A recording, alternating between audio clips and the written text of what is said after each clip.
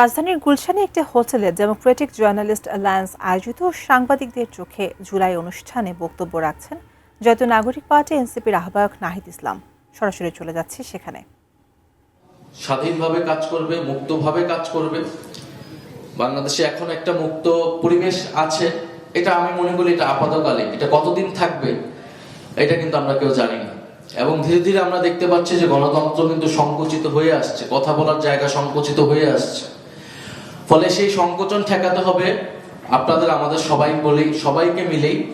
সাংবাদিকদের ভূমিকাটা পালন করলেই হয়, সত্য এবং বস্তুনিষ্ঠ সংবাদটা প্রচার করলেই যথেষ্ট হয়। আর রাজনৈতিক দল হিসেবে আমরা আমাদের ভূমিকা পালন করব।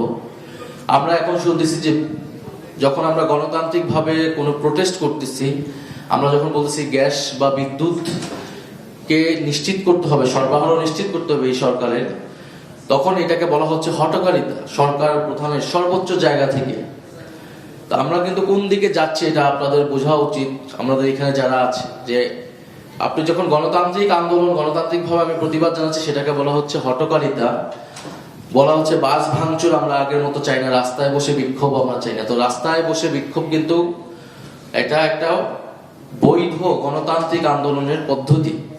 তো কালকে যখন আমি রাস্তায় নামবো প্ল্যাকার্ড হাতে নিয়ে, তখন বলা হবে যে আমি বাস ভাঙচুরের জন্য নামছি এবং আমাকে কিন্তু গ্রেফতার করা হবে, মামলা দেওয়া হবে। এই ন্যারেটিভ সরকারের জায়গা থেকে তৈরি করা হচ্ছে।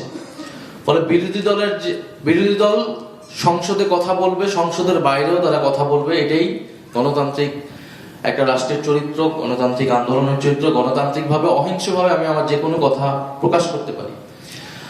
ফলে সেই জায়গায় আমার কাছে মনে হচ্ছে যে গণতন্ত্র সংকুচিত হয়ে আসছে। তো সেই জায়গায় সাংবাদিকদের কাছ থেকে, বাংলাদেশের গণমাধ্যমের কাছ থেকে আমরা সেই নিরপেক্ষ ভূমিকা চাই।